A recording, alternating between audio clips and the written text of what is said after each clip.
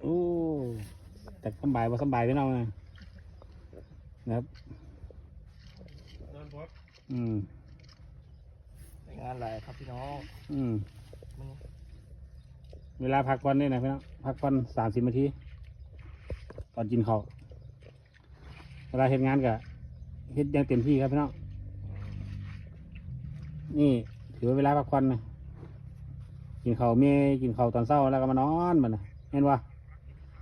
มาเมื่อโทรศัพท์กัน30 นาทีตั้งเฮ็ดงานต่อป่ะเนี่ยงานต่อครับจังหวะก็เฮ็ดงานต่อแล้วครับหลังกินข้าวมันป่ะเนี่ยกินข้าวครับหลังกินข้าวหลังกินข้าว30 นาทีนี่พี่น้องตอนเช้าเลยนี่แล้วก็จังอีสู่การสู่งานต่อพี่น้องนะครับวัยรุ่นสวนมะเขือเทศเบิ่งครับพี่น้องแรงงานไทยเขา